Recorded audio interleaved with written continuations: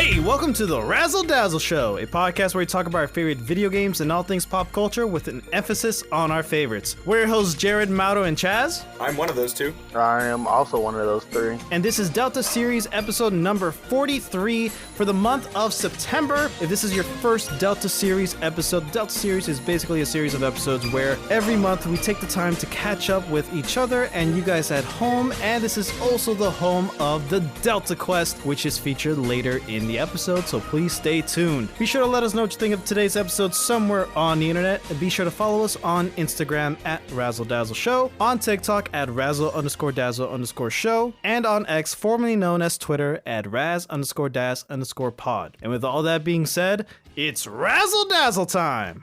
How has everybody's month been? Dude, it's been a whirlwind of a month. We have gotten through so much shit already. Like, first of all, so I'm gonna start off, right? We've had, like, our schedule has been broken this entire month, and, sorry not sorry.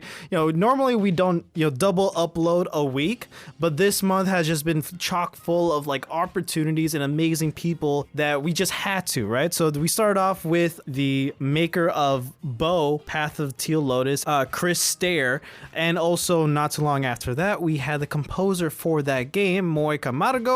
They are amazing people who has worked on an amazing game. So of course, the past few months I've been loving everything about this game, Bo. And yeah, man, it's a pleasure talking to those people and playing their game. The week after that, we had an amazing legendary music composer who's done movies, video games, TV shows, commercials, everything and everything. Adam Gubman. He's also produced The Greatest Showman, like one of their hit songs, This Is Me and stuff. He's such an amazing, cool dude to talk to. And we had another edition of Razdaz Reviews, and we reviewed this little known indie game called Elsie, which is a roguelike shooter game. And what was special about that is we had the amazing opportunity to get early access to that game. Shout outs to Playtonic and Night Shift Games. And we got to review it. And that's like the first time that's ever happened to the show. And that's incredible. It's a big step. We got to play Miami the Roguelike. Yeah. And talk to some people who worked on it and review it before the game came out. That was insane. I know. And the week after that, we had Pedro Guerra to come on the show, who is one of the developers of LC, who, like you said, LC, the people from LC, the developers and the gaming studio, Night Shift Games, are all based in Miami. And we're all from Miami too. So like, there's just a lot of 305 love going out there, And this past week, we had another double upload of a week because the new Zelda game just came out featuring, like, we get to actually play as Zelda, which is a big deal. Echoes of Wisdoms just came out, and we had Not Quite Icarus, a amazing person, amazing Link cosplayer who, the attention to detail is phenomenal. And later that week, we had Mary Wants a Cookie, who is the social media manager of Zelda Universe, which I'm also a writer for. So just a lot of big stuff happening, man. Quick little shameless plug-in right there. Yeah. You should definitely check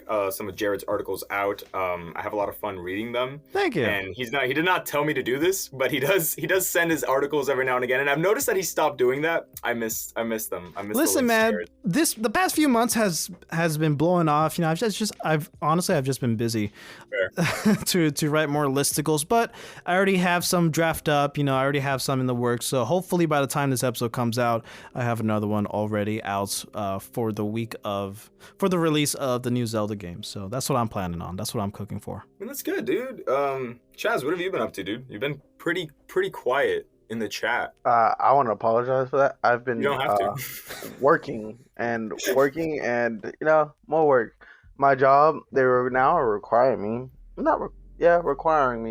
to learn to drive a bus. So I get my bus license next week. I passed my test and everything. Congrats, but why? What's some name I gotta do on a bus? Drive us in and out of our post. That's the best way I can put it right now. See, this is what happens when you start putting posts on land instead of on sea. You start driving buses and like everything gets all muddled and everybody's confused.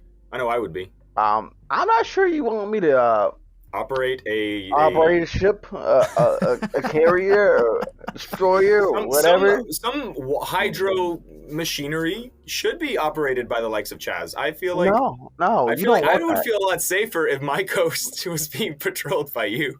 I just So- want to bring back up again, and I know it's not your fault, Chaz, but the last time he was in an armored vehicle, it crashed, and he wasn't even behind the wheel. If that's the kind of Whoa. damage that can happen without him driving, I can't even imagine him behind the wheel or whatever the boat term is. They fucked up and gave you a license. Oh, I'm going to continue what I was saying. You don't want me behind any wheel. You have never been in a vehicle with me yet. Yes, I have. No, not you, Mauro. Oh, I Not gotcha. Mauro. I said, you've seen me behind the wheel, and not even, you seen me calmly drive recklessly behind the wheel. Calmly, You imagine- recklessly. So you have different. Your baseline is reckless driving, but you have different stages of reckless driving. Oh, yes. When nobody's in the car, somebody should be praying for my vehicle. What kind of bus are you driving? Right now, it's just a regular school bus. A regular school bus, okay. Yeah, wow, that makes it sound like I'm picking up kids. It's more of a prison bus. And that's better. It's not yellow, and it doesn't have the stick that comes out, the stop signs Right. and everything. It's more Yeah, of a the school bus prison felt like a prison bus to me. I didn't really get to choose whether or not I was on there, and then it was taking me to places I didn't want to be, and then I was kind of forced to stay in that place. It You feels like should it's look up. exactly the same. I think prisoners have it better, actually. They do. No No, matter I was what kidding, but or sure. group, no matter what age group or however long you're in there, no matter what, you get recess. Once you that's get true. to second grade, bro, recess is gone. You like, hey, miss, can I? She's like, what do you mean, can you? There is no going anywhere. They cut my recess off at first grade, and I've never dealt with that emotional trauma. At least you got to first grade. You should look up the comparison, though. People have made comparisons between prison and school, and the The amount of food, things, especially. the food, the way you act, everything is the same. Like, you go to a room, you sit behind a desk, or you sit in the cafeteria, and you're meant to sit there, not go nowhere. You get your recess. The hallways, they walk through the hallways in a line when they're not in recess. They got to stay in an order and Real everything. quick, how would you guys fix the educational system in the United States? Just like 15-second conversation, real quick. Easy topic. I would like for it to not be arranged anymore. I would like for us to not. No education whatsoever. Love it. No. Like, I need it to stop being a shooting range. That's what I mean. Oh no, yeah, that would be nice. That would be nice. That would be like a great development point where we can trust the schools. My bad. We can trust the schools. We can't trust what's within the school, I guess. I don't know if you can trust the schools either, because I mean, Well, I haven't heard what about. exactly are they? How are they teaching the kids to get to hide from that? Oh, hide underneath the desk. Well, you should be what teaching else? kids. No, you should be teaching kids long jumping so that they can hop outside the window. We should have. Here's how I would fix. All right, the school system. Okay, I would immediately put trampolines everywhere, right, all around the outside of the school, and then on the inside of the school too. Because not only does it make getting from class to class fun, all those trampolines are going to be like a tripping hazard for anybody who goes in there with bad intentions. The entire school is a bounce house. The entire school is a bounce house. Well, yeah, no, maybe not the roof, because like if somebody's going to commit. If somebody's going to jump off, like without a trampoline on the top but a trampoline at the bottom, they'll be fine. But if there's a trampoline on the top, they can overshoot the ground trampolines and successfully commit suicide. We don't want that. No. How about just first floor trampolines? First floor trampolines, okay. And then like trampolines inside of the schools and inside the halls and inside the Only on the first floor. classrooms. Only on the first floor. Okay. Well, I feel like the kids that have class on the second floor, as long as like there's roof and there's no like access to the outside, they should have trampolines too, because it's not fair that they have to walk to class while the first floors get to like jump to class, My quick answer, I guess, is... Are you still on about that? That was like 17 seconds.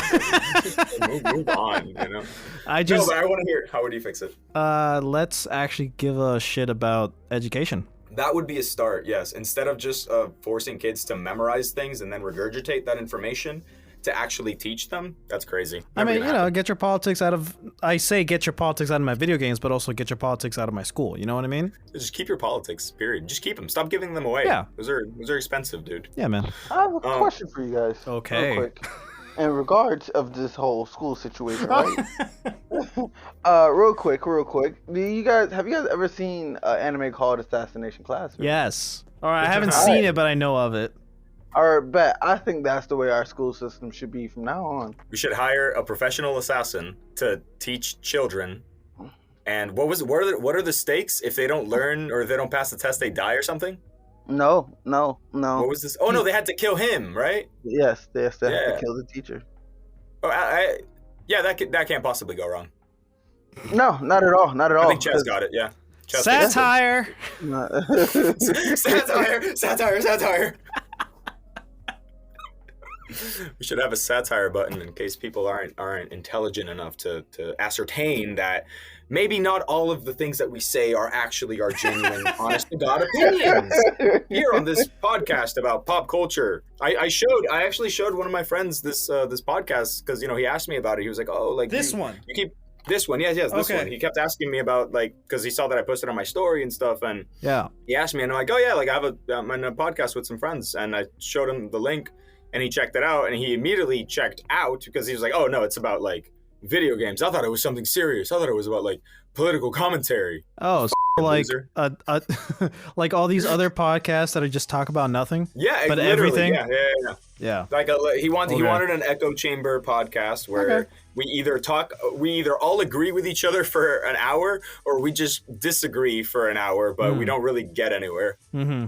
I want to say we agree to disagree on things. When I mean it by that, like we agree to disagree on the ideas that these shows and movies and games come out with. We have a discussion. When we review something, it's for like 2 minutes. We're like, "Hey, that's a great game. It's this, it's that," and then right after, all right, here's everything that could be fixed, and we just start laying waste to anything we're talking about. I would feel bad about it. However, art as a medium exists to be critiqued. Yes. Right? And I definitely believe there's a difference between shitting on something and critiquing something. 100%. But sometimes things need to be shit on. Yeah.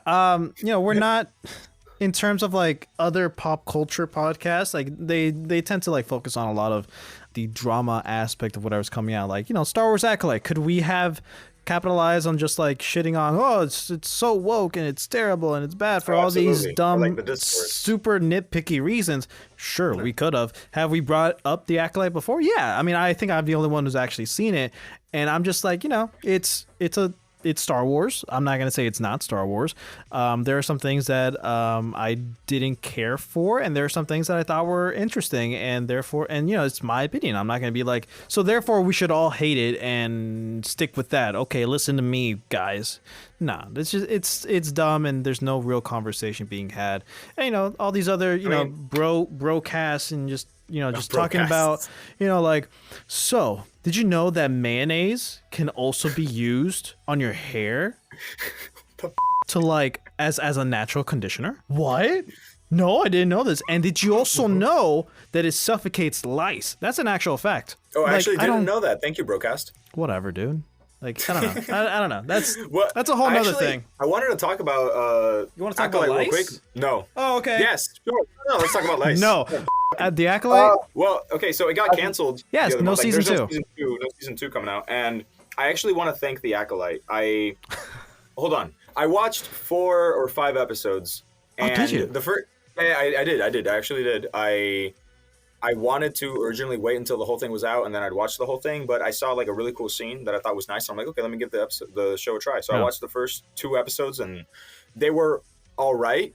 Like I enjoyed the first one sort of. The second one was third one was difficult to get through. And then 4 and 5 I thought were sort of solid. I really enjoyed the choreography and the fight scenes and stuff, but it wasn't enough to keep me enthralled, And if I have to after 5 episodes I'm not like, oh man, what's going on in the next episode, then I just drop it. But the reason I want to thank it is because I'm not happy that it got canceled because it's at the end of the day, it's Star Wars. It got canceled. Like, this is something that Disney put money into, and they canceled because they're not getting enough money out of it. Yeah. Whenever something Star Wars related gets canceled, it doesn't matter if you love it or if you hate it. We all lose because we just didn't get something, you know, or we got something that they thought was going to work and then it didn't. But hopefully, right, this means that they'll shift their resources and their creative minds in a different direction, right? They'll look at like the past and they'll say, okay, this has been working for a while, so maybe we should do more of this, or we should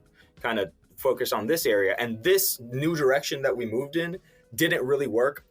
And by that, I mean, like, kind of when you're making something new that isn't really new because it's just, you know, like just kind of taking something from the prequel era and sort of remaking it. Yeah. In a way, right? Oh, the Fall of the Jedi. That's the 15th Fall of the Jedi that I've seen. Like, apparently the Jedi were just never good. You know, there's no, the High Republic. No, it's all the bad Republic. Right. The Republic always sucked. Yeah. But whatever. I think, you know, from what I saw online, there was an actual discussion of what actually happened within the show.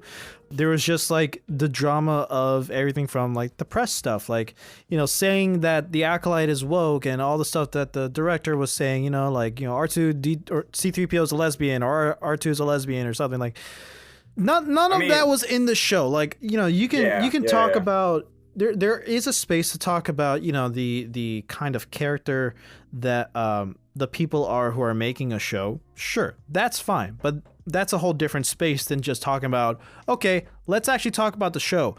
I personally don't think the Acolyte was air quotes woke at all. You know, were there, I don't even know of like blatant hints of like, oh, these people are gay, this person's a lesbian, this person's non-binary.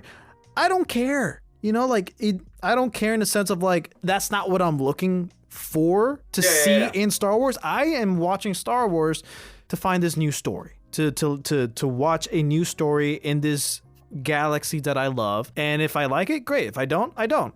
Everything else around that, don't care about. Let's talk about the show itself. And, you know, that also has its own space. But a lot of people don't want to do that. They just want to focus on the wrong things. Not the wrong things, but like other things. Now that you mentioned that, I wouldn't mind, like, because, okay, what people, a lot of people don't really know what they mean when they say something is woke. They just kind of see some things that they disagree with and they conflate it. But LGBTQ things in Star Wars wouldn't really be something that I'm against. No. Specifically because it would bring an aspect of like romance to Star Wars that isn't really there. Because like what Star Wars and love stories, where are they? Han and Leia, barely. No, dude, listen. I can make this fucking case, okay? Han and Leia was barely a love story. Anakin and Padme, a little rested now. And like, where else? Who? Okay. Obi-Wan and Satine, that was pretty cool. That was tragic, but again, barely relevant. Always in the background, and then they bring it in as a plot point for Obi-Wan's character growth, and then it's over. I would like to see some actual romance in Star Wars, like, and I don't mean like in books or in video games. I know about Revan and I don't know what's her name. I don't know. Whatever. I know that like in the extended universe and all that stuff they have these things, but I would like to see a Jedi struggle with their feelings.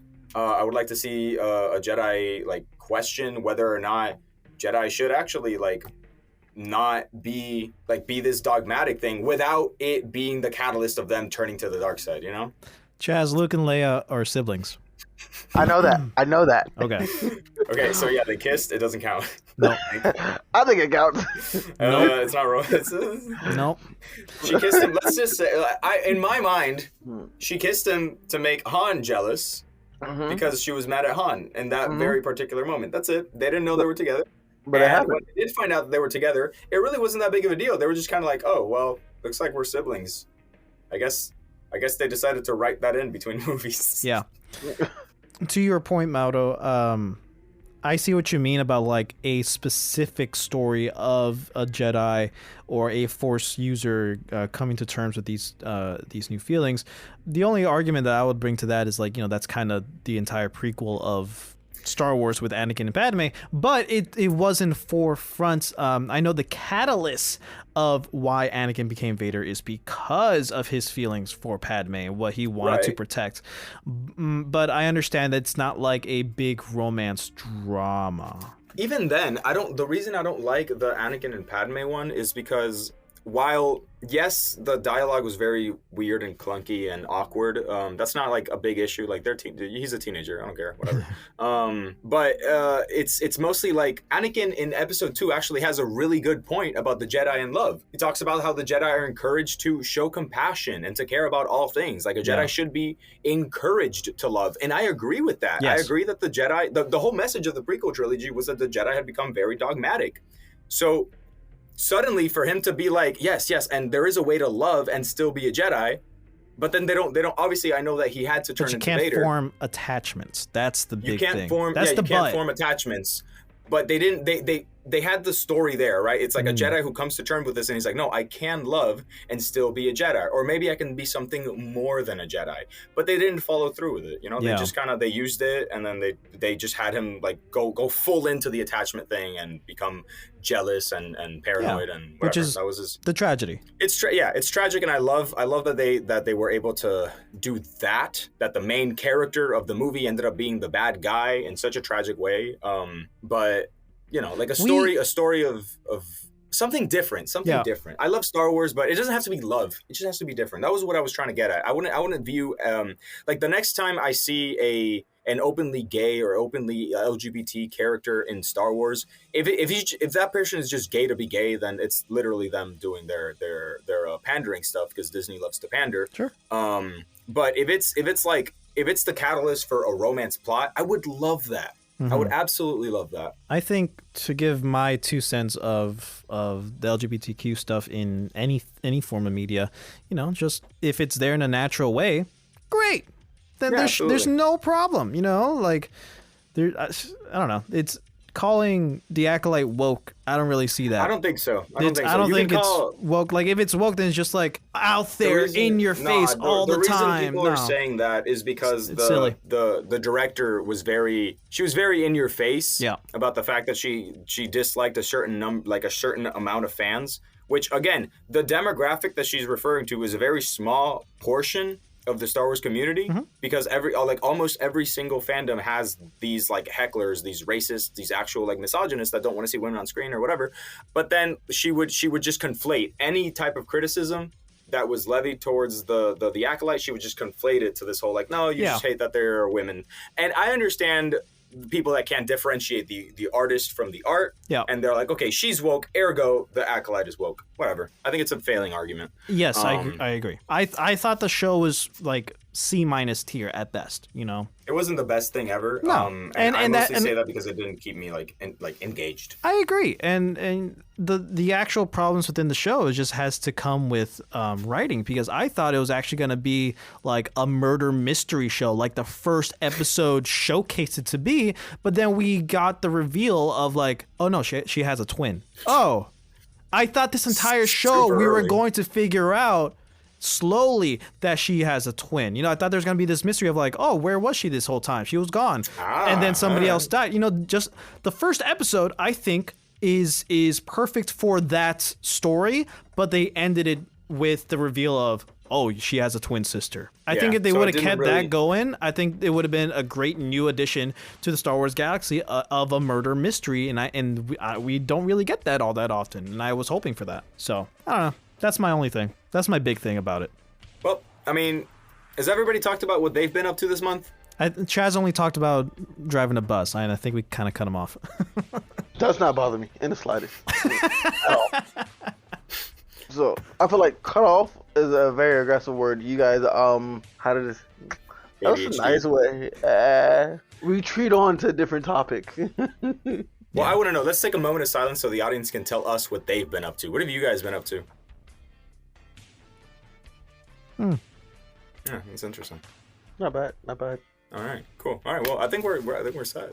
We're good. You guys ready for the Delta Quest? Yeah, man. Mauro's about to get away without telling us what he did for the last week. Oh wait, okay. So real quick, I didn't do jack shit this month. No, some stuff happened this month. But nothing that needs to be talked about in the podcast. I'm gonna do something quick. All right, I'm gonna go through my Instagram stories, and I'm gonna see what I posted, and I'll just tell you what was going on each and every one of those days. Okay, so my earliest post was September 2nd, and it was just me talking about how Phase 4... Oh, I'd like to thank Phase 4 for being so mid and giving me the break I needed to be excited for MCU projects again. That's literally what I think I've been saying this whole time about the whole MCU is dead argument. You know, it's just like, no, it's just we're starting to build a new foundation with the stuff that we, from the fallout of Infinity War and Endgame stuff.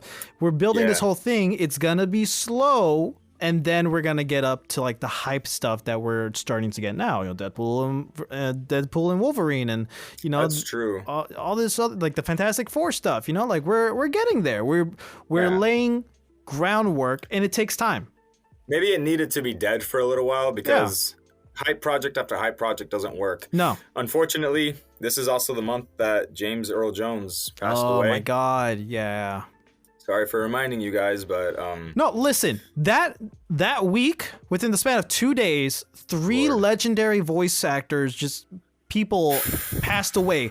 James Earl Jones, the voice of Vader, the original voice of Splinter, died, and the Japanese voice of Sailor Jupiter died within the span of 2 days. What? Crazy. Damn. And it's sad, man.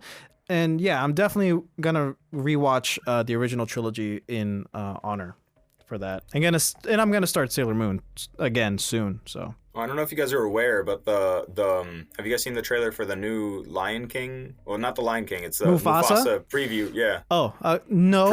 Prequel movie. Remember last Delta, I said that Mufasa's death never meant anything to me. Yeah. Now that's a different story. Now, like the voice of Mufasa, that it's just a whole thing. Like I'm still never I've never cared about Mufasa's death. I've never had an emotional impact to me before James Earl Jones passing, but now there's just a whole new dynamic, I guess, that I have with the Lion King. So just knowing that it's not the Lion King itself. Like it's not that story that makes me feel a thing. It's the voice behind it. It's the voice behind it. Yeah, I understand. That's it. That's my month. Got it. Yeah, man. Last time on The Delta Quest. Pike killed a guy, but Urzak and Beans landed in jail instead. After murdering 3 guards who probably had families to feed, Pike busted them out only to be surrounded by angry townsfolk. Oh, and the wizard they thought that the dragon killed came back somehow. Let's jump into the Delta Quest. Last time, you guys broke out of prison, walked right out into a veritable crowd of people that had just kind of formed there. Urzak was able to scare a child and a couple of them away with a roar, but as they're kind of encroaching upon you, the wizard that you guys assumed was killed by your friendly dragon down the street showed up, and he said, "Oh, no. Shouldn't have did that." How the hell are you here right now? Oh, well, I walked. Oh, because of the dragon. Yes, of course. So I... Just give me a second. He says that he starts walking towards you, and he goes, "Yeah, no, I did die. The dragon killed me. That wasn't very fun, but I ended up in the spectral wastes, and it's actually thanks to you guys that I'm back here. You see, because I died next to a profane or near a profane entity, I was given a chance to come back to life, so that I could take care of that. And if I do that, if I kill this profane entity, I will get my life back. And if I fail in this quest, well then I will be dead forever. So please excuse me." And then he said he takes out his like staff, his wizarding staff, and kind of touches it twice, taps it twice on the ground, and it sparks a little bit. And he's still walking towards you guys. Oh, what is this profane? English is not my strong suit. Sorry, my intelligence is 4. He walks up to you. He's still walking there, and his thing is glowing now. The orb. He's got a little orb in the on top of his staff, and it's kind of glowing as he's walking towards you guys. And he goes, "Oh, a profane entity is a being of pure malevolence for the sake of malevolence." Okay, hey, Wuzzy, I just want to say it is very nice to see you again. You look incredible for your age and for being undead. Who is this being that you're looking for? I know it's not me. I'm just a wizard. This guy's a dragonborn. This other guy's a clown. So like... So he chuckles and he goes, No, the only clowns here are you fucking idiots. And okay. he walks up to both of you, right? As he finishes saying this, he explains what a profane entity is and walks up to you. And he tries to push you guys away to the side. I need you both to roll me strength checks. Oh, both of us. Okay. Unless one of you allows, like, if you just allow yourself to be pushed to the side, then just offer no resistance. I don't think it matters to me. I got an 8. Yeah, no, you did. I don't know if did you see mine? Mine should show up on your screen. I'm actually just pulling it up right now. Let me see. 24. Yeah, so you pass. He tries to push you, and he's just kind of like, he's like, oh, okay. You don't understand what's going on here. Where do you think you're going, buddy? So at that moment, you hear like a little sigh from behind you, and Beans just goes, well, I played it out as long as I could. He stretches, and you see that his limbs actually start getting longer and longer. Like he's raises his hands to stretch, and they just kind of elongate, and like his body gets longer, and he gets skinnier and more gaunt, and his face begins to look skull-like. His clothes remain the same, but they stretch and they rip as he grows, and he like his rib, you can see the outline of his rib cage. He grabs one, rips, like shanks his hand into his rib cage, rips it out, and like that curved bone begins emitting like this electrical thing, which is essentially the same thing that the wizard had. And the wizard was like, I was gonna kill him before he did all that. And Beans just goes, smashes against the ground. I need you both to do me a dexterity saving throw, please. I got a 14. You got a 14. Chaz, what did you get? 17. You got a 17. Okay, so Pike, you're gonna take full damage. Chaz, you're only gonna take half damage. Oh my god! You both get pushed back, right? The wizard as well, and then all the townsfolk, the ones who didn't fall, just start running. The only people that don't seem affected by this are the 3 zombies behind Beans. So, Pike, you're gonna take 10 points of just flat damage, and Chaz, you're gonna take 5 points. I didn't approve of this. I'm sorry, dude. You should have. Damn. Actually, there's probably nothing you could have done here. So, no, you know what he could have done? He could have moved out of the way. That's what he could have done. Oh, maybe he could have moved out of the way, but as it stands, you guys are. Pike, you're prone. That just means that. Like I'm kneeling. Like I'm. You're like that means you're on the ground. Oh. If you get up, it's gonna take up half your movement speed. Chaz, Urzak, you're not prone. You're on your knee, but you can just get up. And what do? Before you see that this is what you see. Okay, you see smoke clearing, and where Beans once stood, you now see a lich with a red nose, and the three zombies behind him, and he's holding his staff, which is just a very long curved rib cage, but he's like healed where his rib was ripped out of. Beans, what happened to you? I'm a lich. Oh shit! You can shape shift too. I was just taking a break. You guys seem to do a lot of work, so I was just following you guys around. But I don't like being called out. That guy's bothering me. And so he starts walking towards the wizard, and the wizard goes, "Oh no!" And he casts fucking fireball. So you see him kind of getting it ready, and you do have enough time to do something. You can up to you. I want to get up. He's doing it. You want to get up? Okay. I'll allow that. You can get up, but not when you move. What's your base walking speed? Walking speed is 30 feet. 30 feet. Okay, cool. So you can move up to 15 feet away if that's what you're gonna do. No, I just want to stand up on my feet. Oh, you just want to stand up? Okay, so you're up on your feet. You're good. What about you, Urzak? Yeah. I'm gonna let it happen. You're gonna let it happen? Okay. All right. Wuzingtinomus uses a fireball, but he misses. And instead, he just kind of incinerated these 2 zombies for... You don't get hit by the fireball, but this zombie does. He's out. And then all of the upper area right here is covered in fire. The lich, he touches the wizard, and the wizard... It looks like they're playing patty cake.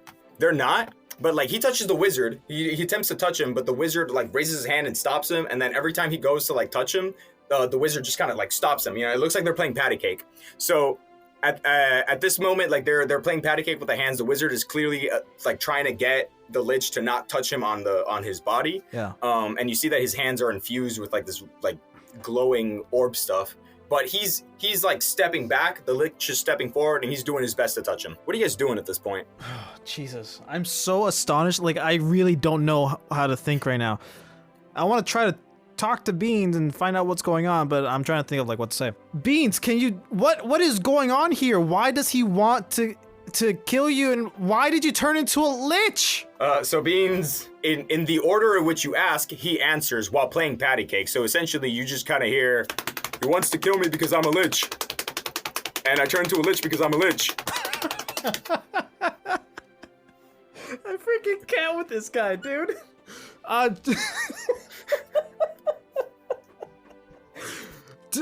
Oh my god.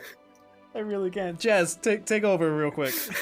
Okay, but I want to approach both of them. So I want to smash both of their heads together. You want to smash both of their heads together. So this is what's going to happen.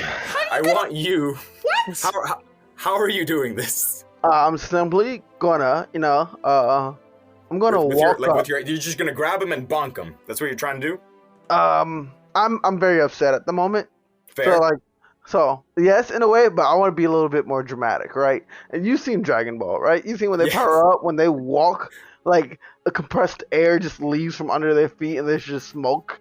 I want that type of walk as I go up to them, and then I'm going to attempt to smash their heads together. Here's what I'm gonna do for you. You're gonna roll me two things, okay? Okay. You're gonna roll me a performance, because not performance. You know what? Roll me an intimidation to see if you intimidate the earth to bend to your walk, so that the little rocks are like rising and the smoke is emanating, just to see if you intimidate reality in order to let you do this. 4. Okay, so unfortunately that doesn't happen. You do walk and you look really like angry as you're walking, but the universe does not care.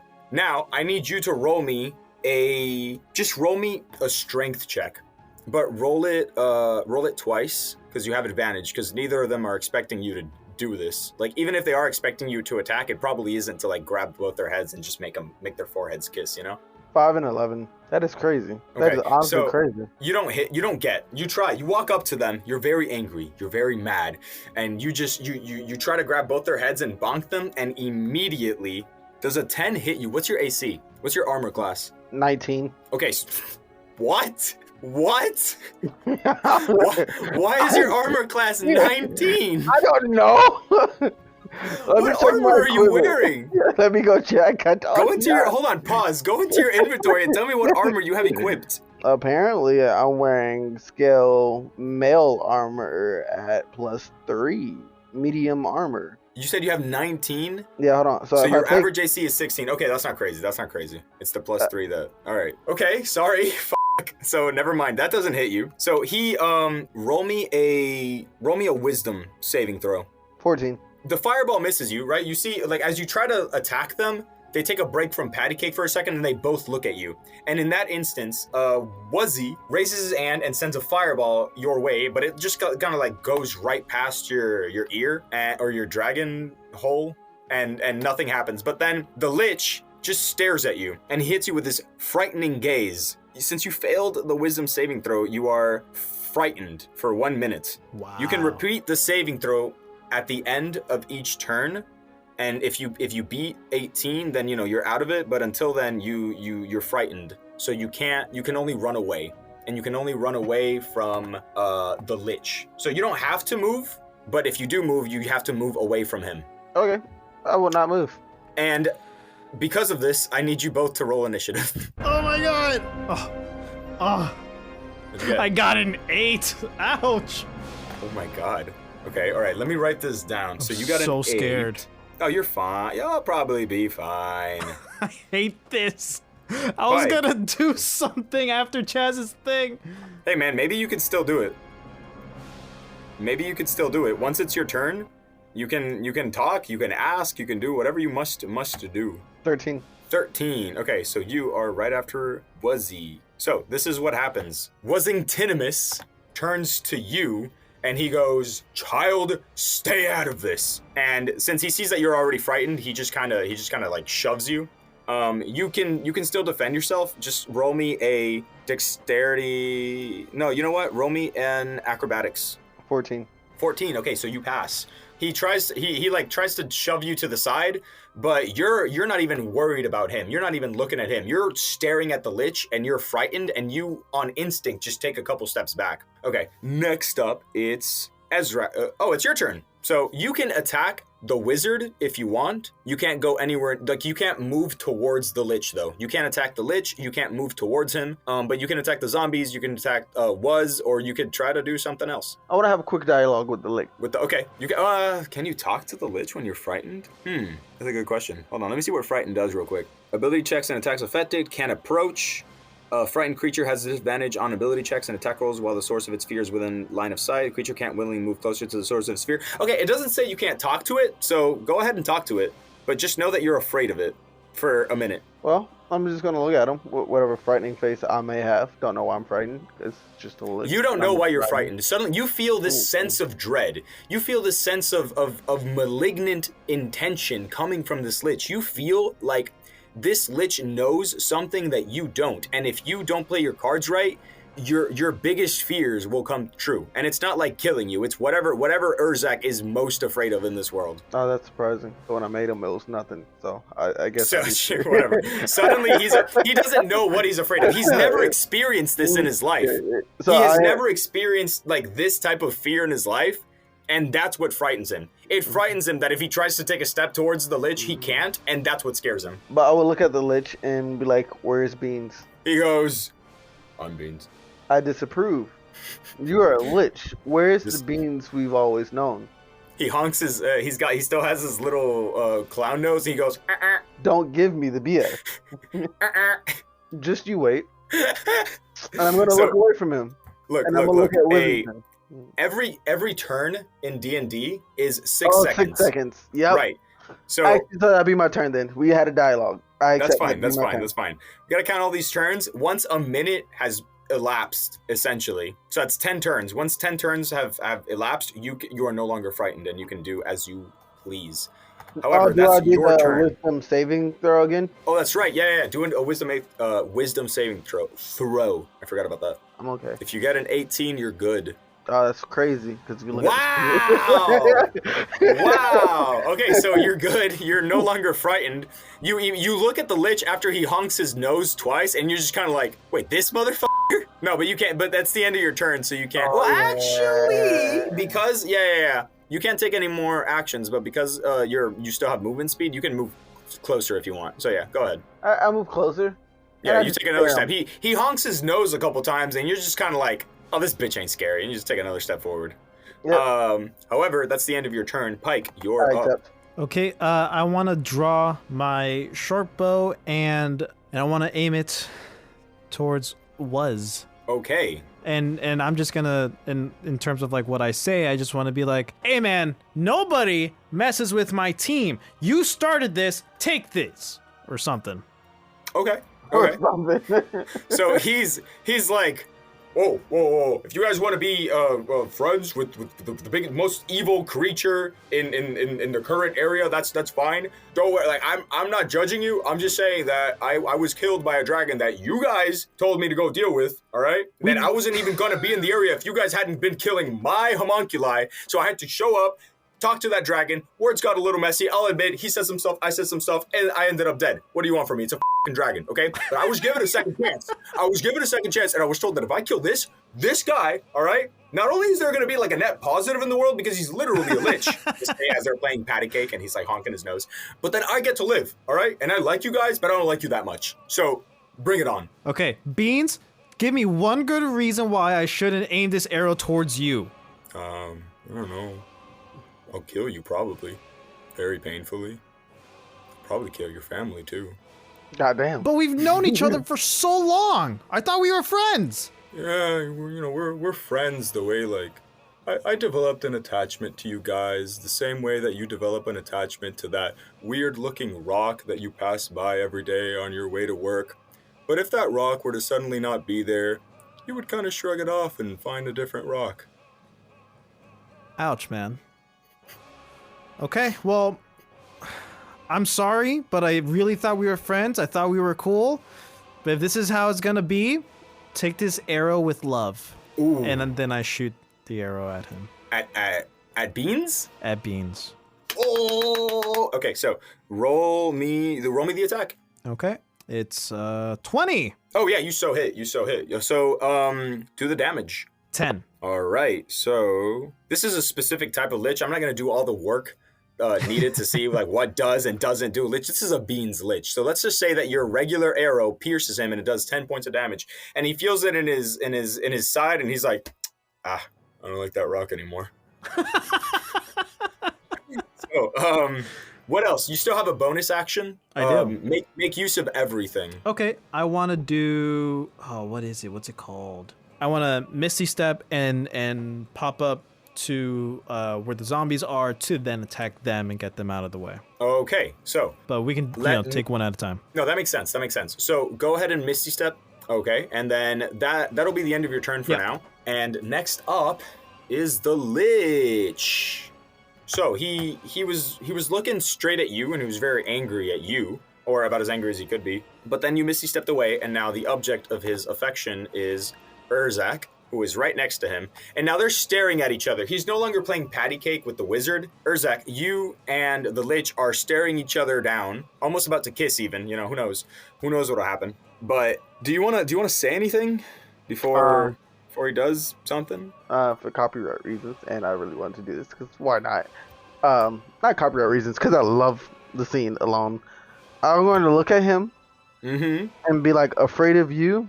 Who decided that? Oh, all right. Since I passed my wisdom check. He's not very happy that that you did all that. He raises his hand at you. Now remember, he's a necromancer, so he raises his hand, and I'm going to need you to roll me a Constitution saving throw. 22. You so pass.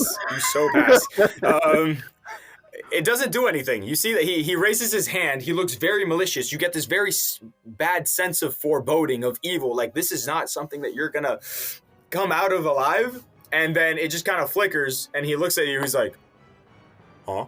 He looks at his hand. He shakes it a bit. And then he tries again. So roll me another Constitution saving throw. Damn, 8. Okay, so this time, sorry. Are you familiar with legendary actions? No, I am not. Okay, well, very annoying. Certain bosses have these things called legendary actions, where aside from the regular actions that they can take, they can also just take 3 separate actions at any point during one turn. So you're gonna 12d8. Let me roll a 12d8 real quick. 12d8s? Yeah. 12 d8s. What? That's, for example, I rolled it, right? That's 50. That's 50. That is. What are you looking like? The picture I sent to the group chat. No, I know. What are your hit points? Because you take 56 damage. Necrotic damage. Oh, great. I'm still alive. I have 59. Good. But yeah, you're taking 56 points of necrotic damage. So the Lich raises his hand, puts it right in front of you, doesn't touch you, but he puts it right in front of your face, and he goes, and you feel this sense of decay and rot and pain inside of your stomach, and you double over in agony, and you spit out a little bit of blood. How does black dragonborn blood look like? It's like spit, like acid, right? I wouldn't say it's acid. It's acid the thing we spew. That's like saying a fire dragon's blood is fire. Yeah, that's true. It's probably hot though. Well, whatever. You double over in pain and you spit some blood out, but overall you're good. And he goes ahead and he still has one last legendary. Oh, actually, no, he's not going to use it right now. That is his turn, and we are going all the way back to Wuzzy. So Wuzzy sees that happen to you, and he's like, "Yeah, so just you get out of here, yo." He throws you something. He's going to use his free item interaction to throw you, Urzak, what's it called? A potion of healing. Tosses it to you. I'll say you grabbed it somehow, and he just tosses it to you. He's like, "Here, take this. I think you should leave." And you see him point his staff at the Lich. 16 to hit. Yeah. Oh, and nothing happened. Okay, so he points his staff at the lich, and this like ray of frost comes out of it, but it just kind of like goes around the lich because it comes out like, and nothing happens. And he goes, "Son of a bitch!" And he just starts swearing and cursing and stomping the ground. So he just continues to swear and curse. Urzak, it is your turn. Okay, so for the potion inventory. So go under equipment. Oh, there you go. Manage inventory. Yeah, manage inventory. Add a potion of healing. I think that's what it's called. Regular potion of healing. So for that one, you roll 2d4s plus 2. Okay, roll that, add the 2, and then add it to your health. The result is 4 plus 2, and I was down to 3 health. Now I have 9. Dang! All right, so it's still your turn. You can attack, you can disengage and run away. You can do whatever you want. All right, I'm going to look at Pike, tell Pike, I'm sorry. I'm going to look back at the lich, and I'm going to swing my Dragon Slayer sword. Wow. Urzak! Oh, be careful! Swing it, tell me if it hits. I rolled a 20. You so hit, yeah, 20 hits. 20 hits. Not only does it hit, but was that a natural 20? No. Ah, never mind then. But still, it hits. It hits. Do damage. 2 damage? No, 12. Oh, I said do damage. Do damage. No. He's good. 12 is... That's a good amount of damage. He's still he still looks fine. So essentially you swing your sword and it makes contact, and it should have sliced him in half, but his body contorts and it does slash him. You see that it rips through his clothes, and it gives his chest, his very bony chest, like a slash. But overall he seems relatively unbothered. It does do 12 points of damage though, and you feel that it does damage. Do you have anything else you want to do? Swing again. Okay, go ahead. Oh my god, was that a natural? No. Damn, fine. Do damage. Yo, hold on, is that max damage? Wow. No. It's 1d8 plus 7, so max damage would be 15. Still, damn, close. Okay, another 12 points of damage. So you slice him, and then you slice him again in the same vein, and this time, that second one kind of bothered him a little bit. That's fine, and I'm going to use my bonus action. I can only use it once per short rest, so I'm going to check it off now. And I get a 1d10 plus 10 HP. It's called Second Wind. Oh, nice. Give it to yourself. I'm going to roll it. I'm going to add 10 to that. All right, nice. So 19. So 19 plus the 9 equals 28. I'm back to 28 health. You're back to 28. Perfect. Now, I want you to both roll me a regular history check. Oh, nice. I got a 21.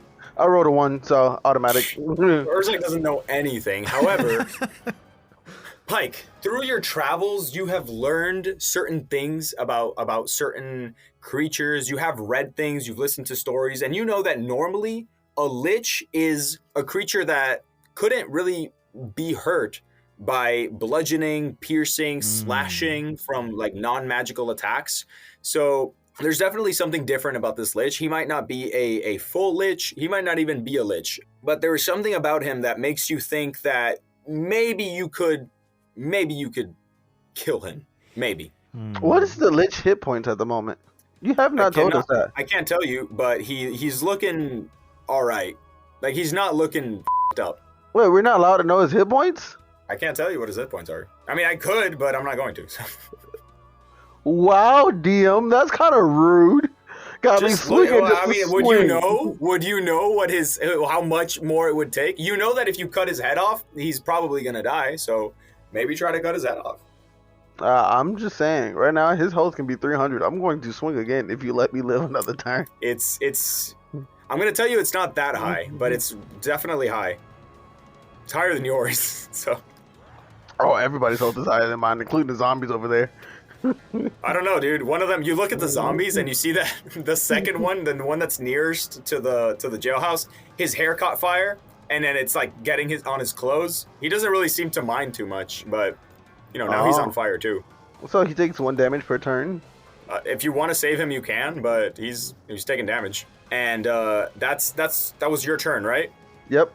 So next up is Pike. You're up. Oh yeah. Oh, Pike. Then the lich. Then the lich.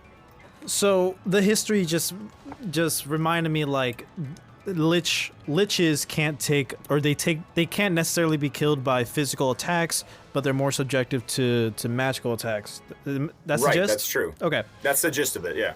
Now you did see that this lich was damaged by but that's just... Chaz's sword specifically. Maybe there's something going on with his sword, but as far as you're aware, liches can't be attacked by non-magical items like that and be like hurt. Understood. Okay. Guys, I just remembered something. Here's the plan. Since you're so bad at actually attacking enemies with magic, focus on enchanting or infusing Urzak's sword with your magic. Urzak, smash, and I'll take it from there. Tell me what I can't do. Since his turn already went, he's not gonna do it right now. But he took that into consideration. I want to say that, and then I want to turn to the zombies. Like, hey, do I need to kill you guys, or are you guys gonna help? The one nearest to you, he turns to you and he's like, I suppose I can help. And the one behind him, his hair is on fire, his clothes have caught fire. And he says he's gonna help too, so he's like, all right, what do you want us to do? If you guys have any magic attacks or whatever, use them now. If not, go for them. I can hit him pretty hard. Yeah, but I'm on fire. If I hit him hard, then he'll get caught on fire. Good. Oh yeah, you should definitely do that. Yeah, okay, all right. So and the one that's on fire runs up to the lich and just gives him a hug, and he's going. Let me roll something here. So he turns around. Wait, no, it's not his turn yet. Okay, he takes 5 points of burning damage, and his robes are on fire now. Good job. Cool. That's the dialogue portion. I want to, get one of my arrows, put it to the fire arrow, right, and aim for Beans' head. All right. So shoot. Okay. That is nice. I got a 21. Nice, dude. And damage 11. So now he's looking a little miffed now. The second arrow goes right through his eye, and it's on fire. So like you see, he opens his mouth and he's like, ooh, not cool, dude. And it, like the fire is like coming out of his mouth and shit. He's like, you used to be my favorite rock. So you can continue. Yeah. And can I Misty Step into the shack? Right into the jailhouse, and I want to see if I can use the orb that I got.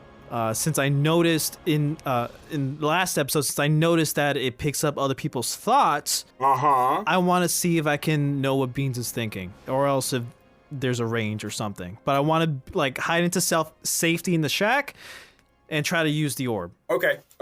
Inside the jailhouse. Yeah. All right. I'll just say that you go in there. Okay. Sure.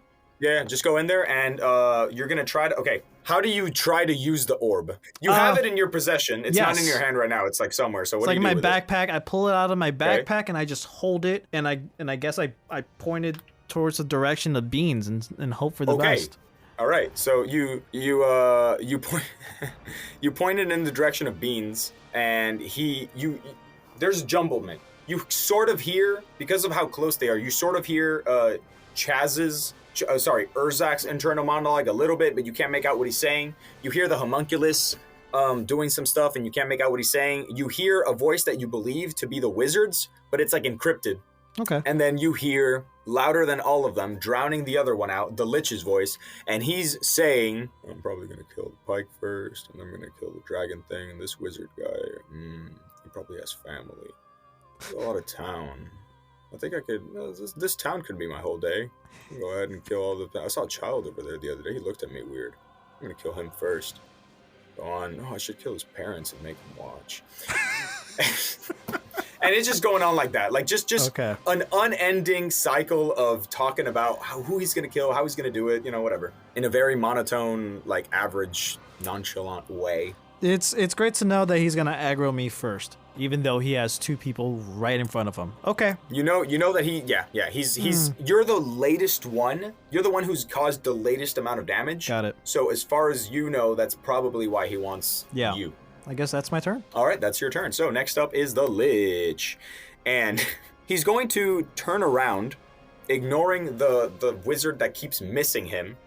And since he's actually right, like, in your line of... Oh, no, he's got the Zambi in front of him. Okay, so he's going to use The zombie. Okay, so he actually tries to use something on the zombie, but it doesn't work. But it doesn't matter because immediately afterwards, the zombie collapses because of the fire, and the Lich walks right past him, and he's right in front of the jailhouse, looking at you. Now, Chaz, because he moved out of your range, you get an opportunity attack. So I just do my basic attack again? Whatever attack you want to do, yeah. Dude, remember the plan I told you that I shouted out during my turn? That is true. And because he actually walked out of the wizard's square, the wizard gets an opportunity attack as well. And he's going to use his opportunity attack to do the following. Damn, are we playing D&D or are we playing whatever I feel like we're playing? I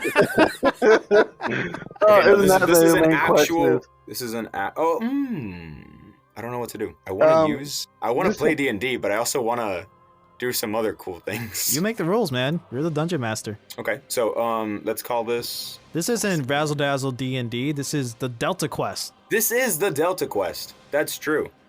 So he's gonna go ahead and give.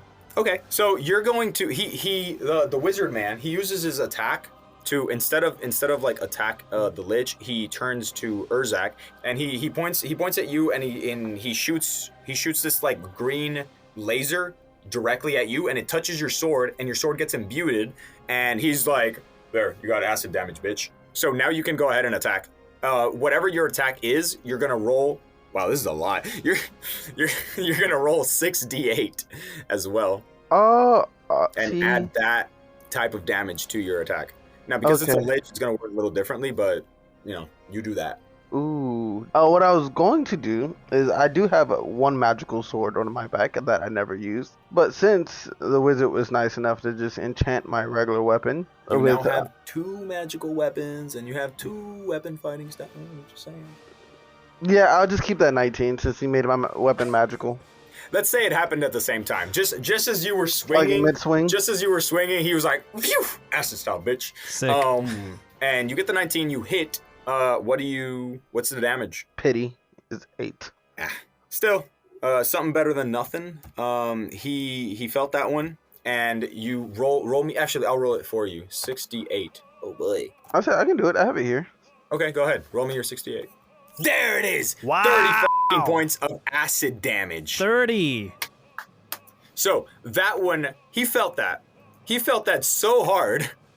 That he actually didn't go all the way to Pike. Instead, he stayed right there within range of you, and his following action goes like this. He turns to you, Chaz, and he goes, you know what, man? It was real fun. Up until right now. Okay, I do this. Let me just, I just want you to explain, because you and I were friends, right? We were friends for a bit, right? So maybe you can see what I understand. I like pleasure. I desire things. And he turns to Pike and he's like, I desire things. We all desire things. Some people desire to drink. Some people desire to fuck. Some people desire to invade countries. So they become kings and they put things on their heads. Me, you know what I like? I like killing people. I like destruction. Why is that so bad? I am a force of, and then, while he's saying this, the wizard was like, oh, brother, this guy. And he's like, I genuinely feel like I'm being persecuted for the person that I am for following my dreams when everybody else can follow their dreams. And on top of that, while I'm trying to actively pursue my goals, you're over here attacking me. I genuinely feel bad. You know what, Urzak? And he touches you, and you immediately fall to the ground dead. The Lich gets up, he flies up, he's like, I don't need this. I don't need to do this. You know what? And then he runs over to the he flies over to the town, and he just starts ripping rooftops, ripping like right through them. Not the entire thing, but like shoving his hand and just, causing destruction. And then he just starts dropping smoke bombs and Molotovs and fire bottles, and he's just like, this. He walks up to a kid and he's like, that's my gift. And he touches the kid, and the kid just starts sprouting mushrooms out of his eyes and stuff, and he just dies. He walks up to an old man and he goes like, you're innocent, and he touches him, and the man just pops up. He touches a dog and he grabs it. He says, help, and the dog starts like sprouting all these like weird, disgusting worms of him, and then he throws it into a crowd of children, and then the children all start combusting and stuff. And Pike, you're standing there. Urzak is on the ground, dead. The wizard is looking at him and you, and he turns back in the lich and he's like, this, it's not worth it. And then he just touches himself and he disappears. Wow. Before we finish though, Urzak, the last thing you heard was this dude giving you this weird little monologue, and halfway through, like he's like you maybe you like you weren't paying attention, maybe you zoned out, maybe you were just thinking about all the different ways that you were going to kill him or punch him in the mouth as soon as he was done with his stupid little spiel. But halfway through, you just blink and you're somewhere else. You're in this barren wasteland with like hanging like arcs hanging over in the horizon, and the sky is red, the clouds are green, and there is a path of bones in front of you. Right next to you, there is this very tall robed figure with closed wings, and he looks at you and he goes, son of a bitch, another one? You want to make a deal? And that's where it ends. Wow. Who knew Beans could say so much? Yeah, Beans is He's a dick. Absolutely a dick. Absolutely. Wuz is a dick. Well, let's hold off on Waz. We don't know where he went. We don't know where he went. He freaking left us, dude. He ditched us. We don't know where he went. Just know that he can't really continue with his life. I mean, he's here on a mission. He's here on borrowed time, and he needs to kill this lich thing. Otherwise, he's gonna, go back to being dead. Wow. Let me tell you, I had another character on standby if you killed mine anyway. Don't worry. Urzak, I did this on purpose. Urzak is coming back. Well, I mean, if you choose for him to come back, if you do choose, but this is part of my recently 24-hour conceived sudden plot point to where this place is gonna go. Chaz is gonna run. Oh yeah, I'm definitely gonna take that deal. We all know Urzak is impulsive and he will do whatever he can. Chaz is gonna be like Goku running through that. Oh, the million-mile snake way? Yeah, there you go. No, dude, genuinely, I think next episode is gonna be like the first 30 minutes is just gonna be the thing trying to convince Urzak that he's dead. It's like, no, I ain't. Yeah, you are. No, I ain't. Sure, you are. But yeah, that's the ep. At least I gotta apologize to you, Pike, before I just I just left. You actually from what you can tell, Beans likes playing with his food, because if he's the type of dude that can just power word kill and then go on that spree that he did, there was no reason for him to be playing patty cake with the wizard. Fair. He likes playing with his food. So Chaz, you can find solace in the fact that you annoyed him so much. Honestly, you too, Jared. You guys annoyed him so much that he actually had to go get his strongest spell and use it on impulse, because that was not planned. He turned around and he just started venting, and he was like, "No, you know what? Power word kill. I'm done with this." And then he goes on to the fucking town. But Jesus. yeah. This is how our first boss fight, it turns out. Oh my god, I knew something was gonna happen with Beans at the end of last month's episode. I knew something was gonna happen, but I didn't think it would have been this. Wow. Yeah, if you go back a couple episodes, I think I don't know if I started this last episode or 2 episodes ago. People started noticing weird things about Beans. you done this from the beginning. Okay, all right. Yeah. I wanted to do something with Beans, I just wasn't sure what, and at the end of I don't know what it was, but as I was re-listening to this podcast, it kind of clicked, and I'm like, I know what to do. I love it, man. I'm excited to see how we're gonna deal with this. Oh, this is fun. This is great. Now we have a branching narrative. Yeah. Right now you have a goal.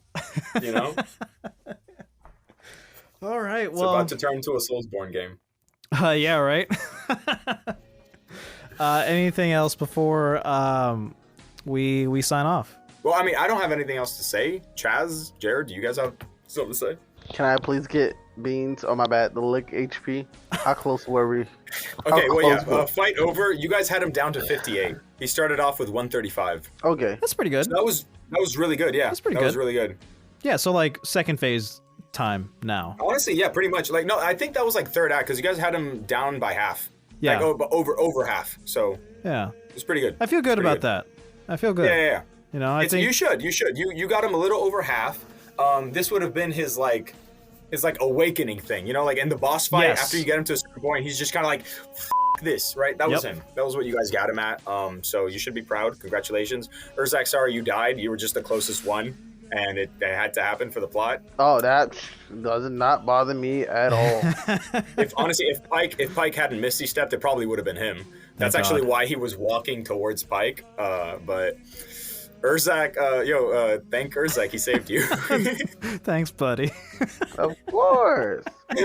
And honestly, I like it this way better. I feel like the one who should be like the walking corpse with a vengeance probably makes sense to be Urzak. I agree. From the beginning, he had the biggest. Pike wanted to like kind of understand Beans. You know, he was like, "Oh, we've been friends. We've known each other for years." But like Urzak from the beginning, he's like, "Nope." The last thing I want to say is I'm very much looking forward to. I don't think I touched upon it a little bit. The latest Zelda game came out, and I'm very much looking forward to diving into that. We'll find out how I feel about it next month, and next month we'll continue the Delta Quest. So yeah, all right, that's all the time we have for today, guys. Thank you so much for joining us on another episode here on the Razzle Dazzle Show. Please let us know what you think about this episode somewhere on the internet, and make sure to follow us on Instagram at Razzle Dazzle Show, on TikTok at Razzle_Dazzle_Show, and on X, formerly known as Twitter, at Raz_Daz_pod. Be sure to leave us 5-star ratings and a nice little written review down below, and we'll catch you on the next one. Next time on the Razzle Dazzle Show. How to describe this to you? Bards are like, I call them the sweet talkers of the party. You can have a bard that is just both sweet talked his way into panties instead. You can have a bard that is the stereotypical horny, sweet talking, roguishly handsome, guy, but not be a cliche. I always think about Dandelion or Jaskier, if you want to call him that, from The Witcher. I'm gonna call him Dandelion. I like Jaskier. You're gonna get blocked. Come on. Guy, listen, brother. The reason he is called small tangent. The reason he is called Dandelion in the English translation is because Jaskier in Polish translated to English means buttercup, and it didn't jive. It didn't jive. You don't call Geralt the Widesman, you call him the Witcher, okay? If we're gonna be talking about whatever, it's fine, whatever. Okay. We're gonna go. This is not what this is about. We're on fantasy genre. Listen, there is a way to make a horny bard character that isn't cliche, and at the very beginning, Scanlan does feel like a cliche to me. Tune in next week.